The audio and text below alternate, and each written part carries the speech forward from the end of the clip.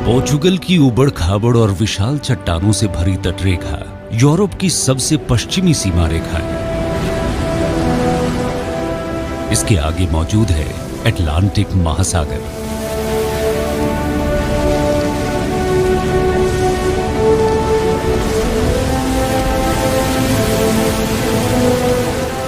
यहां तूफानी लहरें इस महाद्वीप की बची खुची तटीय चट्टानों से टकराती रहती हैं।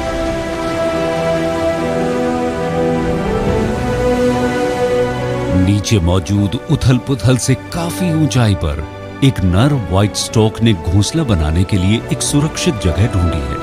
ये एक बहुत ही संकरे से किनारे पर अपना संतुलन बनाए हुए है।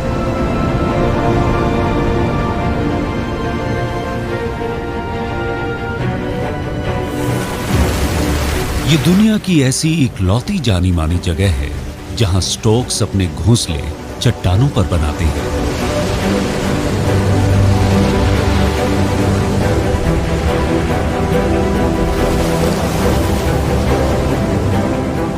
इसका ये घोंसला इसे जमीनी शिकारियों से बेशक बचा सकता है, लेकिन इसके चारों ओर जो उथल पुथल है उसके कारण ये कोई गलती नहीं कर सकता। यहां पर घोंसले बनाने वाली जगहें कम हैं और उन तक पहुंच मुश्किल है, लेकिन वो माइग्रेट करने वाले इन स्टॉक्स की यादों में अच्छी तरह बसे हैं।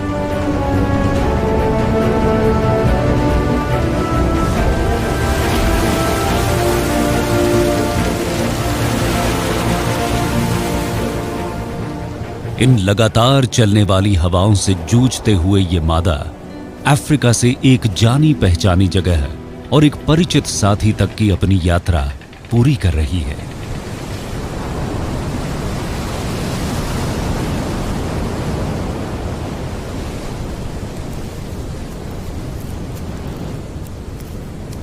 बीते बरसों की ही तरह ये जोड़ा फिर से एक नई पीढ़ी को इस दुनिया में लाने की कोशिश में जुट गया है।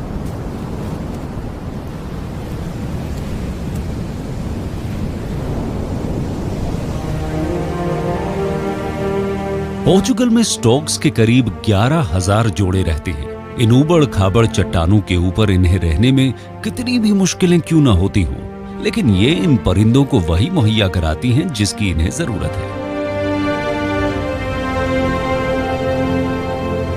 बशर्ते ये यहां कोई घोंसला बनाने की जगह ढूंढ पाए।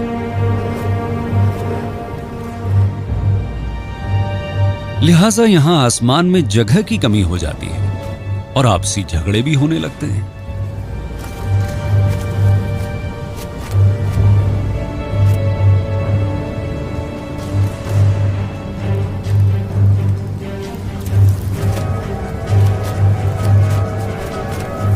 पहले से घोंसला बना चुके पक्षी आने वाले नए हमलावरों से अपने घरों की हिफाजत जोरदार ढंग से करते हैं।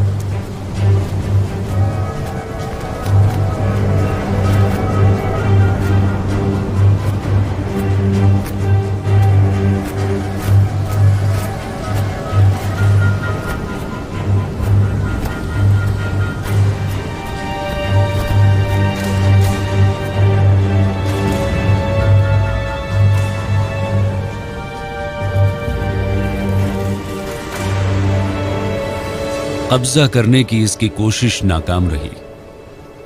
नए आने वाले परिंदे को मजबूरन एक नई और ज्यादा खुली हुई जगह लेनी पड़ी।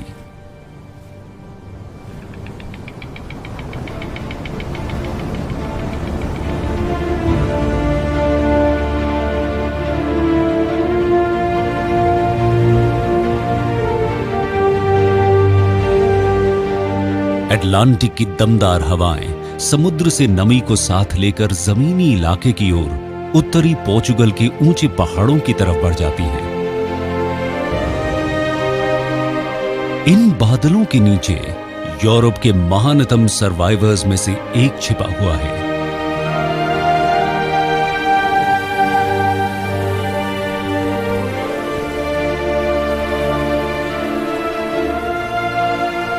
ये है गरानो हॉर्स। ये हॉर्सेस और इनके पूर्वज बरसों से इन पहाड़ियों में घूमते रहे हैं। हमारे पूर्वजों ने इनके रेखाचित्र गुफा की दीवारों पर बनाए थे।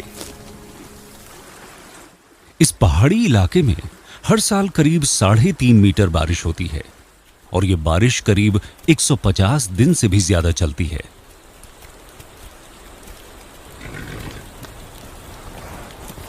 जब लगातार बनी रहने वाली नमी को झेलना मुश्किल हो जाता है तो ये हॉर्सेस पेड़ों वाले एक जंगल में चले जाते हैं और इस तरह ये अपने बच्चों को लगातार हो रही बारिश के ठंडे पानी से बचा लेते हैं।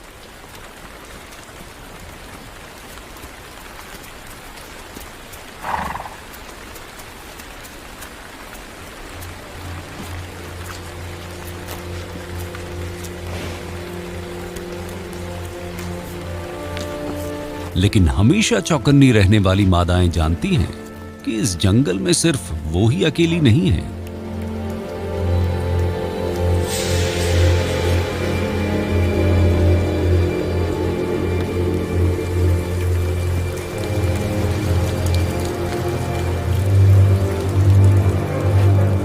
इस इलाके में गरानो हॉर्सेस के साथ हजारों साल से आइबेरियन वुल्व्स भी रहते आए हैं और ये भेड़िए भी बहुत पहले जान चुके हैं कि ये जंगल खुले पहाड़ी मैदानों के मुकाबले शिकार के लिए कहीं बेहतर जगह है।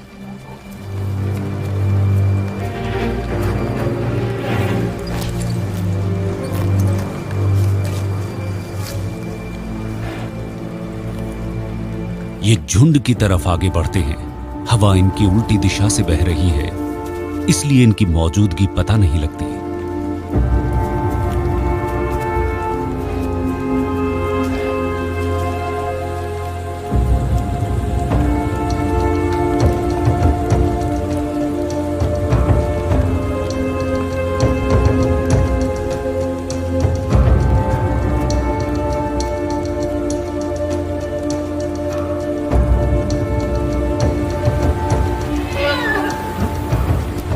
लेकिन ये नर इनसे डर नहीं रहा है।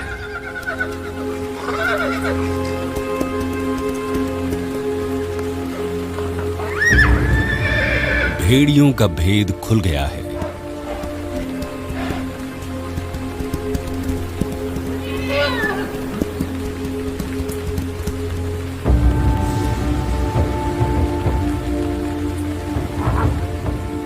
लिहाजा इन्हें खाली हाथ लौटना पड़ता है।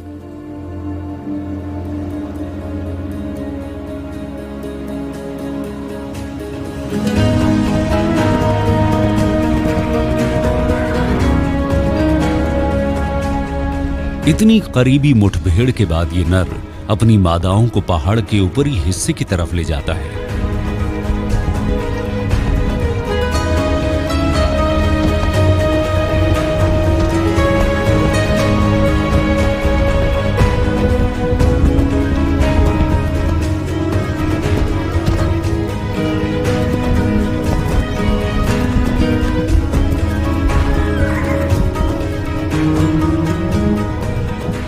हजारों साल से हमारा इतिहास इन छोटे आकार के छरहरे घोड़ों के साथ जुड़ा रहा है। अतीत में ये हमारा वजन ढोते थे और हमारे खेतों में काम करते थे, लेकिन आज ये इंसानों की मदद पर निर्भर हैं, क्योंकि पोर्चुगल के इन गरानो हॉर्सेस की तादाद 2000 से भी कम रह गई है।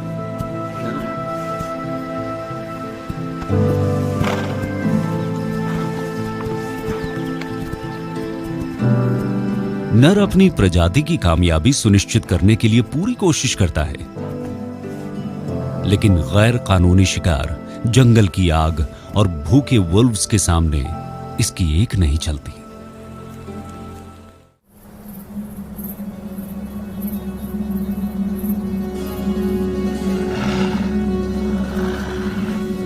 मिलन का मौसम आ पहुंचा है, लिहाजा भेड़ियों में तनाव बढ़ने लगता है। पैक में मौजूद स्ट्रिक्ट हायरार्की अब बदलने वाली है।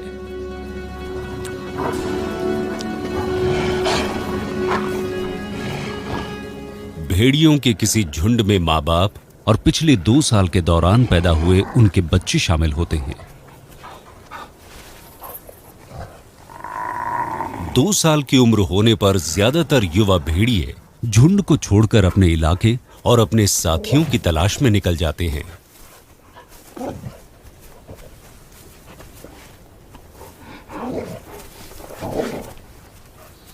लेकिन तब तक ये माता पिता के नियम मानते हुए उन्हीं के झुंड में रहते हैं। और पहला नियम है कि बच्चे पैदा करने का हक सिर्फ मां बाप को होगा।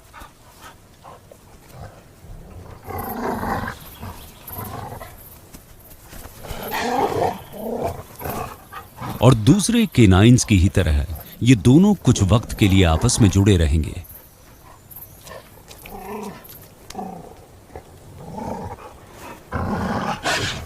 उन्नीस 1960 के दशक तक भेड़िए पोर्चुगल के हर हिस्से में पाए जाते थे।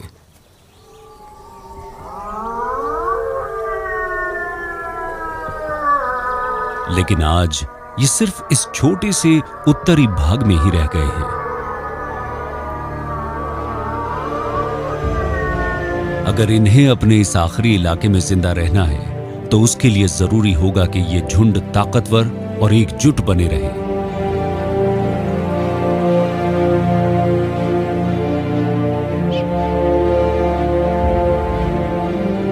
पेड़ों से ऊपर वाले इलाके में एक सुरक्षित दूरी पर आइबेरियन आइबेक्सेस एक बंजर इलाके में बसती हैं।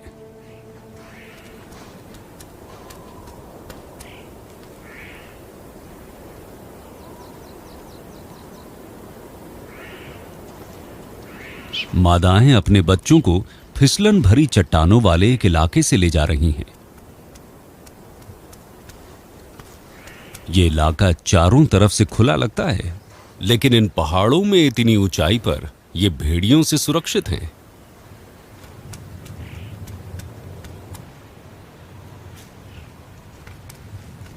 लेकिन यहां सुरक्षा की एक कीमत चुकानी पड़ती है। यहां खुराक की कमी है।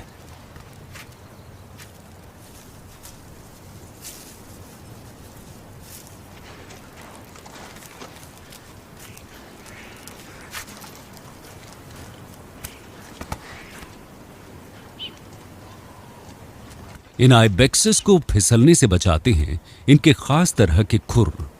कुदरत ने इनके खुरों की अंदरूनी सतह को नर्म और पकड़ वाली और बाहरी सतह को सख्त और स्थिर बनाया है।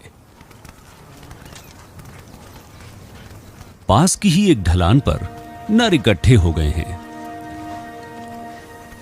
इनका आपसी रुतबा तय है और जब तक ये मादाओं तक पहुंचेंगे इस बात को लेकर कोई शक नहीं रहेगा कि कौन मिलन करेगा और कौन नहीं। दबदबे वाले इस नर के सींग सबसे बड़े हैं, किसी ताज जैसे।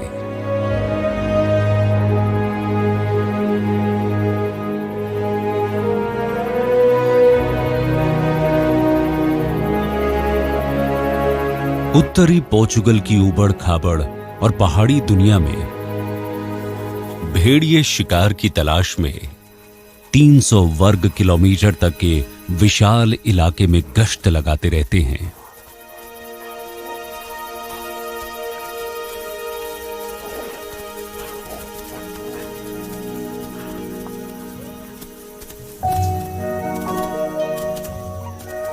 और अब इस झुंड को खुराक की बहुत ज्यादा जरूरत है।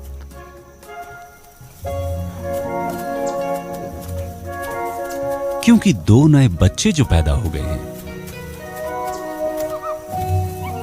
ये बच्चे सिर्फ 10 हफ्ते के हैं, लेकिन इन्हें अभी से मांस चाहिए।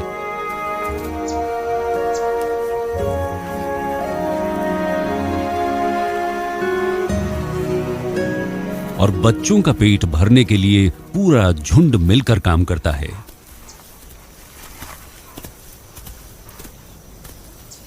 इन्हें झुंड की जरूरत खास तौर पर इसीलिए होती है क्योंकि ये अगली पीढ़ी की देखरेख मिलकर करते हैं। इनमें से हर एक वुल्फ एक ही डायनेस्टी का हिस्सा है कि अपना कोई झुंड बनाने के लिए विदा लेने से पहले इस परिवार की विरासत को सुरक्षित रखने में मदद की जाए। इन बच्चों को फिलहाल शिकार की चिंता नहीं है। ये तो बस ये जानना चाहते हैं कि इनका पेट कौन भरेगा।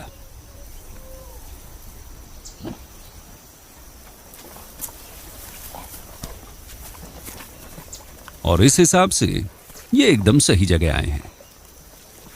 बड़ी उम्र का इनका कोई भाई या बहन मांस को उगल देता है और ये ऐसा ही चाहते भी थे। पोर्चुगल में आज 400 से भी कम भेड़िए बचे हैं, तो इस तरह के नजारे दुर्लभ होते जा रहे हैं।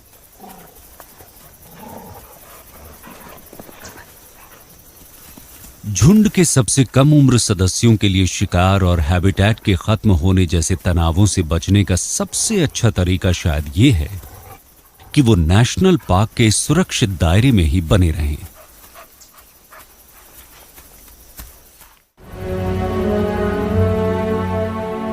दक्षिण पूर्व में और आगे स्पेन की सीमा के साथ साथ डोरो नदी ने पोर्चुगल के ऊंचाई वाले इलाकों में एक गहरी खाई से बना दी है।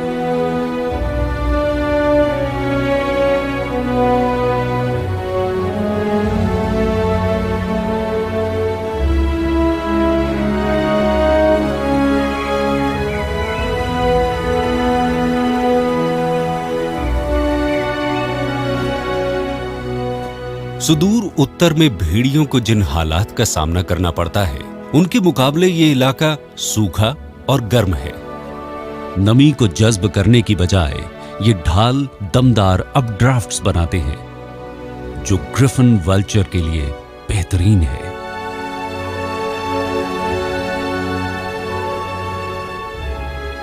अपनी तेज नजरों के जरिए ये घाटी में पिंजर ढूंढता रहता है।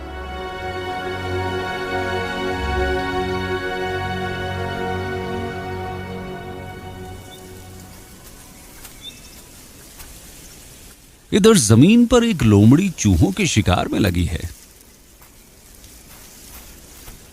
लेकिन यह भी किसी गिद्ध की तरह स्कैवेंजिंग से परहेज नहीं करती।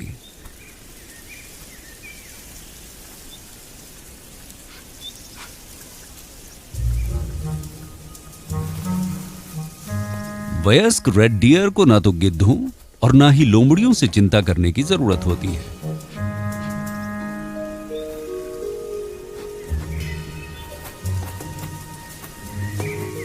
भाई, लेकिन जोखिम क्यों उठाया जाए?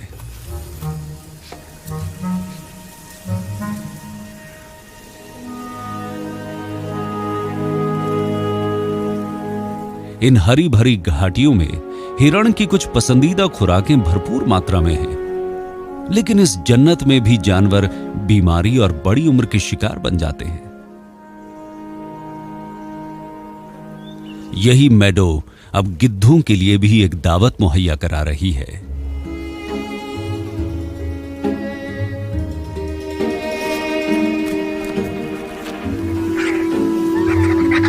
लेकिन कोई गिद्ध अकेले कभी दावत नहीं उड़ा पाता।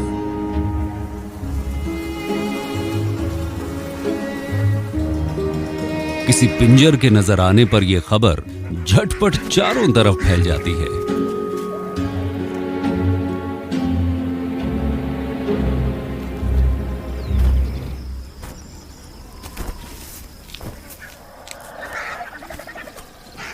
ये गिद्ध इस दावत का मिलकर मजा लेंगे, चाहे उन्हें ये बात अच्छी लगे या नहीं।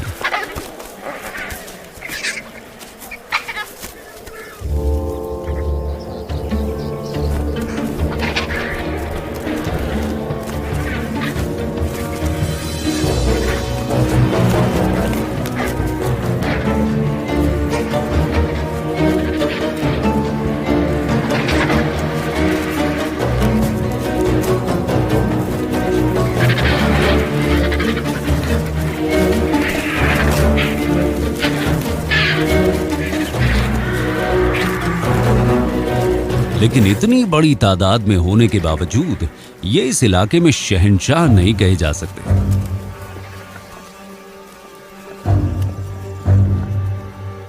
ये रुतबा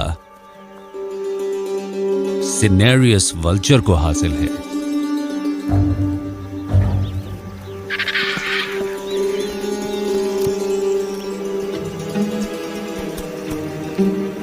ये ज्यादा बड़ा होता है,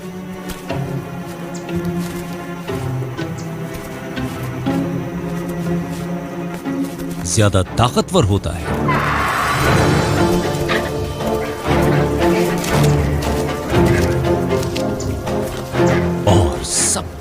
भारी पड़ता है।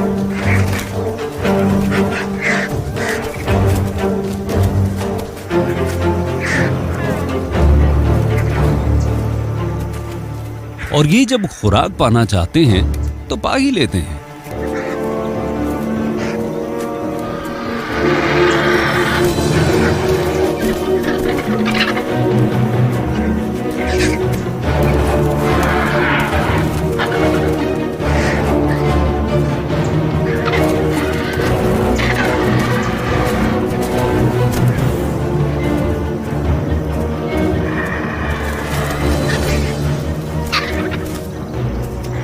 इनका अगर किसी से मुकाबला होता है तो एक दूसरे से ही। इन बड़े बड़े और बदमिजाज गिद्धों के सामने छोटा सा इजिप्शियन वल्चर बेचारा कहीं नहीं ठहरता।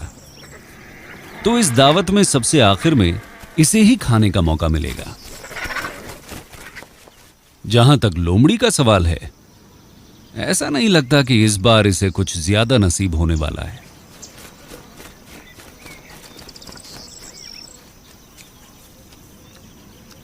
तो ये फिर से चूहों के शिकार पर निकल जाती है। अगर टिग्रिस नदी के दक्षिण की ओर चलें, तो इलाका एकदम सुनसान नजर आता है।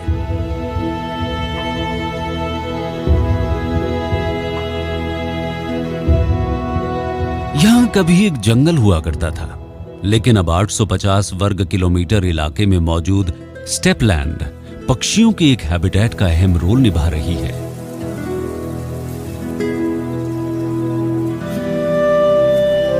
यहां मिलन करने वाले नर बस्टर्ड्स लेक्स में इकट्ठे होकर उत्सुक मादाओं पर रौब जमाने की कोशिश करते हैं। मादाएं आकार में नरों से काफी छोटी होती हैं और नरों का वजन मादाओं से 3 गुना तक ज्यादा हो सकता है। और इनके विस्कर्स भी ज्यादा शानदार दिखते हैं। लेकिन मादाओं के करीब पहुंचने से पहले कोई उम्मीदवार एक और काम करता है।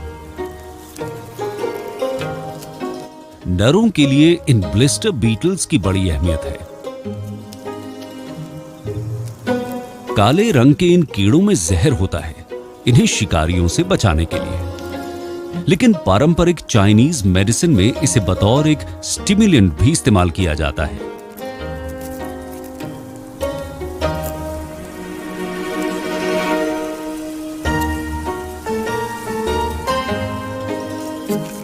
तो ये नर इन छोटी छोटी पॉइजन पिल्स के जरिए किस तरह की बढ़त हासिल करने की उम्मीद लगाए हैं।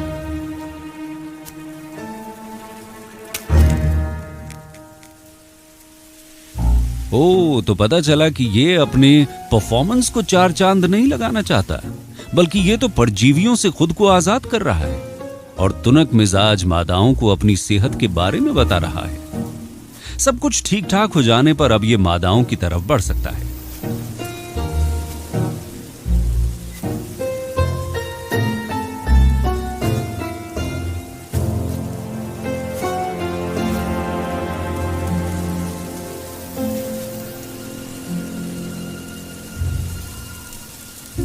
इसने अपनी पूंछ मोड़ ली है और पंख फैला लिए हैं और अब ये काफी शानदार दिख रहा है।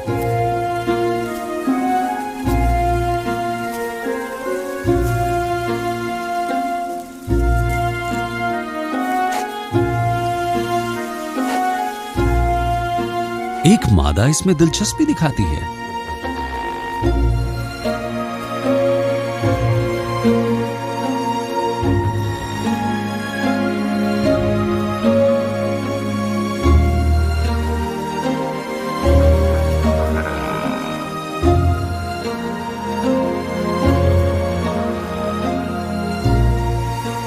लेकिन इतनी नहीं कि बात बन जाए।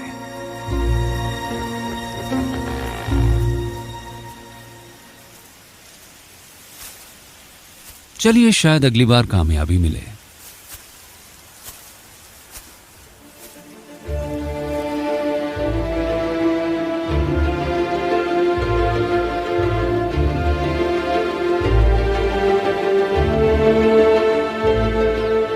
बस्टर्ड्स के इस इलाके के नजदीक ही पोर्चुगल का सबसे जाना पहचाना इलाका मौजूद है।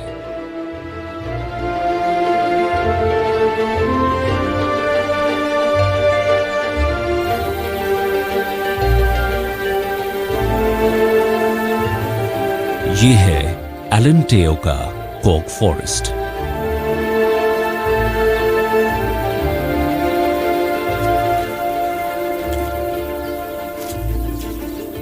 ये कीड़ों के लिए भी और पक्षियों के लिए भी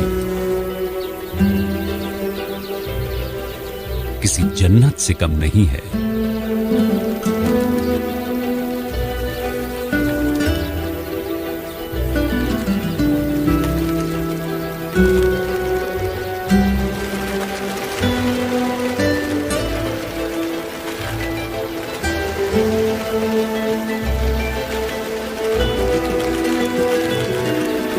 भूखी स्पैनिश स्पैरोज यहां हजारों की तादाद में अपना पेट भरने आती हैं।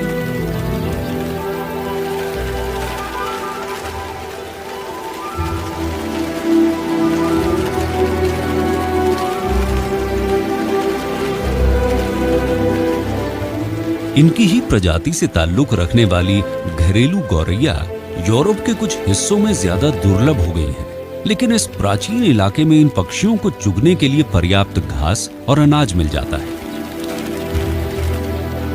अंधेरा होने पर ये अपने घोंसलों में आराम करने चली जाती हैं।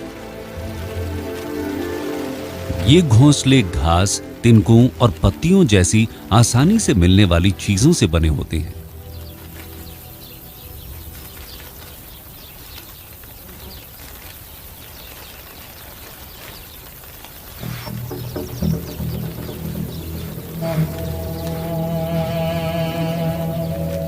अपने जोश के कारण इन परिंदों ने अपने एक जानलेवा दुश्मन को जगा दिया है।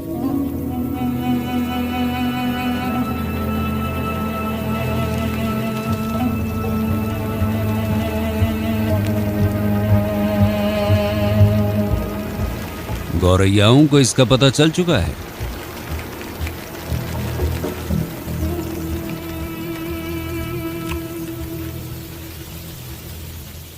जिनेट्स शायद करीब 1000 साल पहले अरबों के साथ आइबेरियन पेनिनसुला आई थी।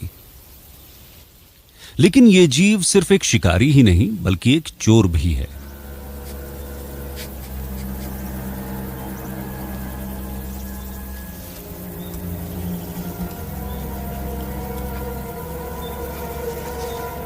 इसे छिपकर हमला करने की कला आती है। अगर ये किसी उड़ते परिंदे को पकड़ नहीं पाती तो ये उनके किसी नाजुक घोंसले पर धावा मारने की कोशिश करती है। लेकिन शायद ये कुछ ज्यादा ही जल्दी आ गई, तो इसे अंधेरा होने पर फिर लौटना होगा।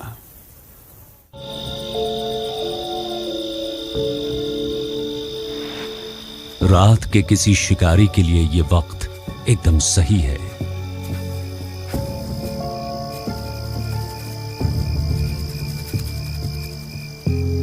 जिनेट पेड़ों पर चढ़ने में माहिर है, लेकिन ज्यादातर रातों को यह जमीन पर शिकार करती है।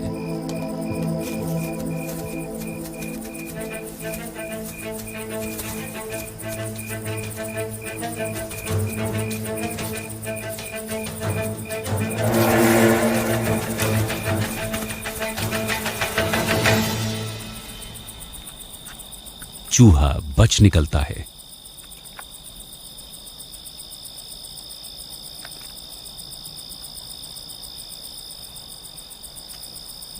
लेकिन जिनेट की याददाश्त बढ़िया है। शायद इसे पेड़ों पर बेहतर खुराक मिल जाए।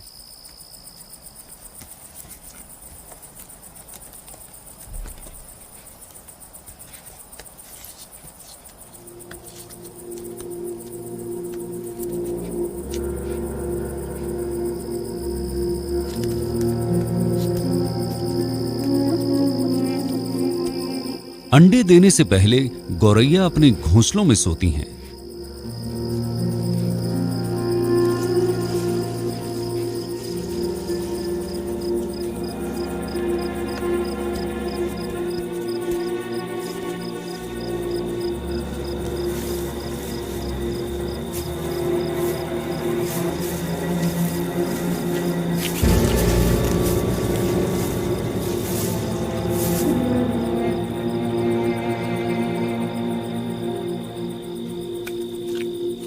और जिनेट जिस लिए आई थी उसका वो मकसद पूरा हो जाता है।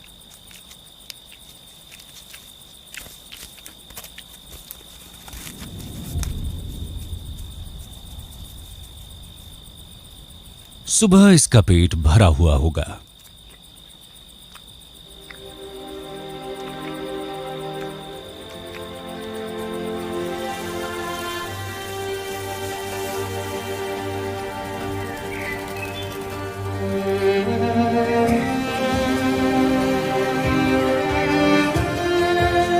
पोर्चुगल के दक्षिण में स्पेनिश लैवेंडर समय से पहले खिलने लगे हैं। मेडिटेरेनियन जलवायु की वजह से सर्दियां हल्की होती हैं, लेकिन गर्मियां ज्यादा गर्म और सूखी होती हैं। पूरे दक्षिण में झिंगुरों और टिड्डों के गीत बसंत में गूंजते रहते हैं।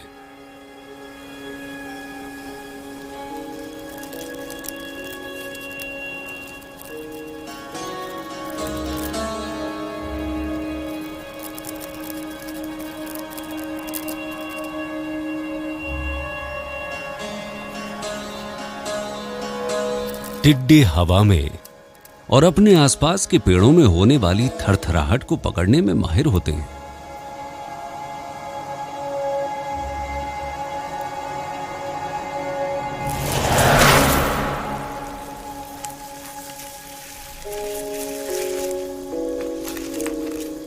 लेकिन मेडिटेरेनियन कमीलियन का हमला इतनी तेजी और सफाई से होता है कि टिड्डे को उसका पता ही नहीं लग पाता।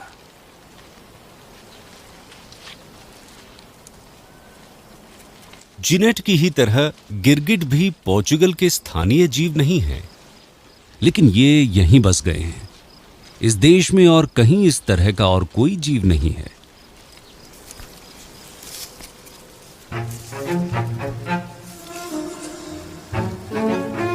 कुदरत ने इसके पंजों को टहनियों और तिनकों को जकड़ने के लिए बनाया है।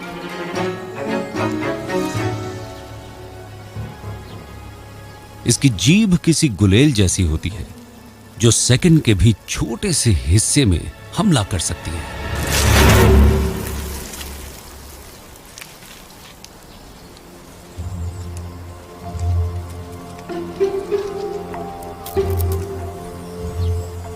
इसकी दोनों आंखें अलग अलग 360 डिग्री के कोण पर घूमकर इसके संभावित शिकारियों और शिकार दोनों के मुकाबले बेहतर बनाती हैं। जब कोई गिरगिट अपने अगले शिकार को पास ही देखता है तो इसकी दोनों आंखें उसकी सही सही दूरी भांपकर इसे हमला करने में मदद करती हैं।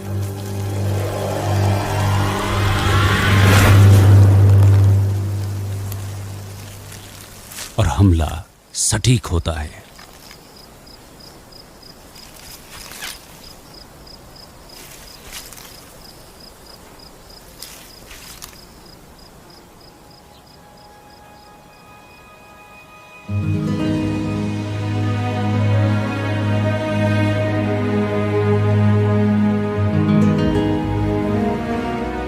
पोर्चुगल के सुदूर दक्षिण में अल्गाव कोस्ट के बीचेस पर सबसे ज्यादा धूप खिली रहती है और ये पूरे यूरोप में सबसे अधिक लोकप्रिय है।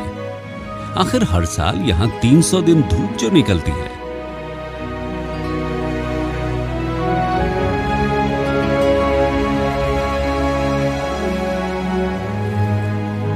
लेकिन रिया फॉर्मोसा नाम के एक लगून के 60 किलोमीटर लंबाई वाले हिस्से पर चांद का नियंत्रण है।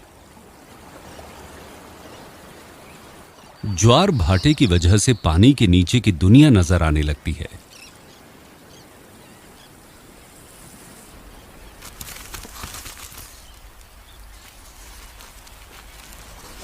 और तब यूरोपियन फिडलर क्रैब्स बड़ी संख्या में अपने बिलों से बाहर आ जाते हैं।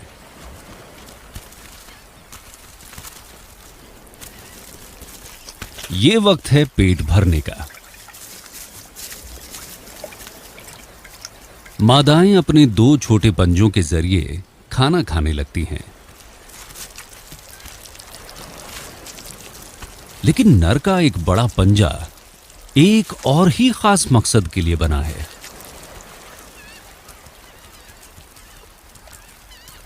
कुछ फिडलर क्रैब्स बाएं पंजे से काम लेते हैं तो कुछ दाएं से। लेकिन अगर एक क्लॉ न भी हो तो भी नर अपना पेट भर ही लेते हैं और फिर अपने इन इंस्ट्रूमेंट से मनोरंजन करने लगते हैं। ये अपने इन दिलचस्प क्लॉज को हिलाकर अपने बिल की तरफ मादाओं को खींचने की कोशिश करते हैं। और अगर ऐसे में कोई दूसरा नर बीच में आ जाए तो वो इसी क्लॉ से उसे डराने की भी कोशिश करता है।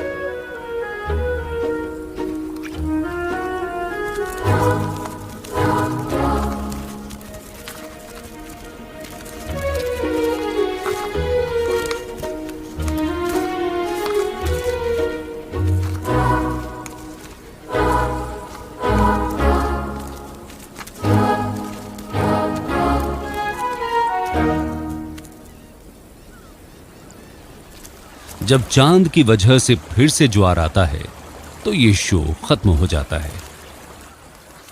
अगला परफॉर्मेंस अब करीब 12 घंटे बाद ही होगा।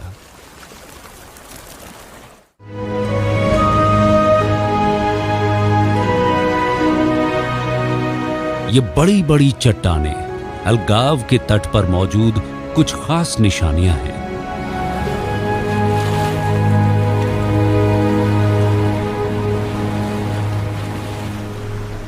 इन दीवारों के नीचे वाइल्ड पोर्चुगल की कहानी जारी रहती है।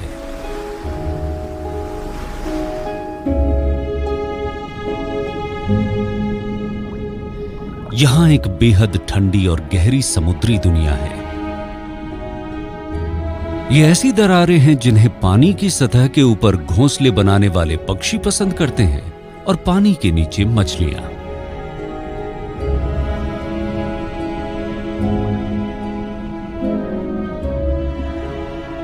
न्यूडी ब्रांचेस चट्टानों पर एल्जी चढ़ते रहते हैं। ये दिखने में नाजुक और डिफेंसलेस लग सकते हैं, लेकिन इनके शरीर पर मौजूद कई रंग ये जताते हैं कि ये जहरीले हैं। पास ही मौजूद शिकारी इस चेतावनी को बखूबी समझते हैं और ज्यादातर दिनों की तरह आज भी ये न्यूडी ब्रांच सुकून से पेट भर रहा है।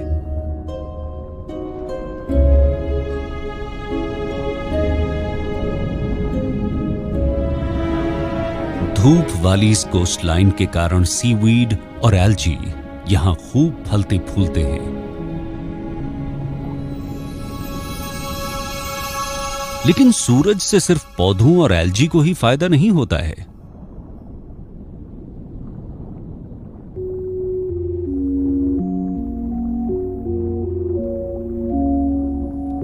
सैप सकिंग स्लग ने अपने दूर के और ज्यादा रंग बिरंगे रिश्तेदार के मुकाबले जिंदा रहने के लिए एक बिल्कुल अलग रणनीति विकसित की है।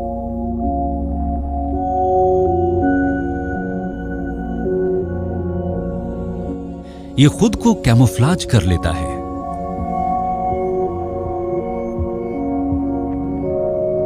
ये एल्जी को चढ़ता है, लेकिन ये क्लोरोप्लास्ट कहलाने वाले उसके छोटे और हरे सेल्स को खाने से परहेज करता है।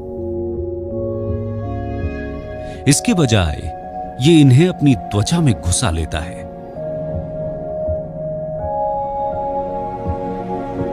इस तरह ये न सिर्फ अपने आसपास के माहौल में घुल मिल जाता है, बल्कि इन सेल्स का इस्तेमाल करके ये ऊर्जा भी पैदा करता है।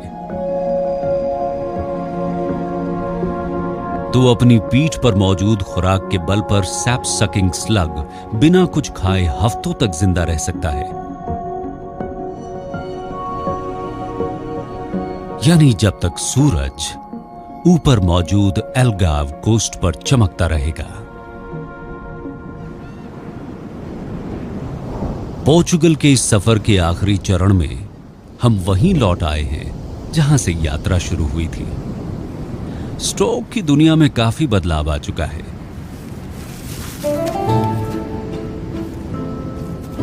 जिस प्रतिद्वंद्वी नर को कॉलोनी के बाहर धकेल दिया गया था, वो अब 2 रोएदार चूजों का गर्वीला पिता बन चुका है और ये तो अब बोलने भी लगे हैं।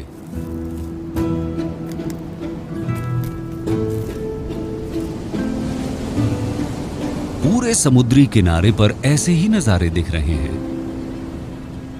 शुरू में माता पिता अपने चूजों को चबाई हुई खुराक देते हैं, लेकिन जल्दी ही ये खुराक ज्यादा चुनौतीपूर्ण होती जाती है।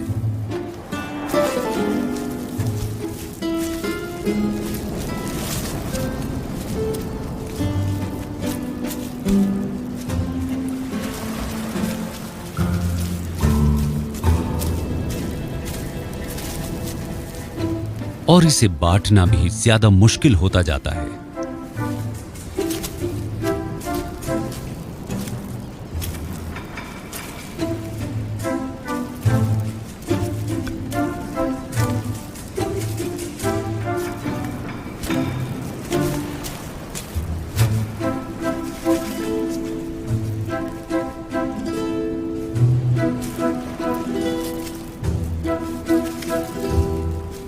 इनकी चोंच कैंची के बजाय प्लायर्स जैसी ज्यादा होती है, तो मां बस इनकी इतनी ही मदद कर सकती हैं।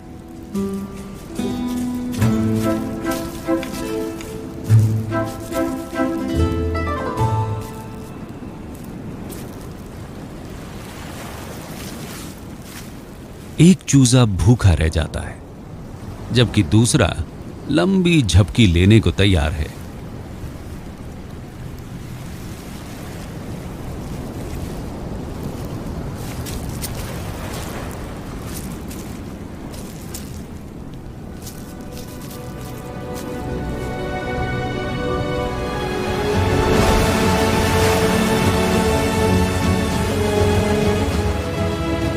कुछ ही हफ्तों में ये बच्चे घोंसला छोड़ देंगे और ये ठीक भी है। और फिर ये उस सरजमी का जायजा लेने निकल जाएंगे जो अब भी यूरोप का वाइल्ड वेस्ट कहलाती है।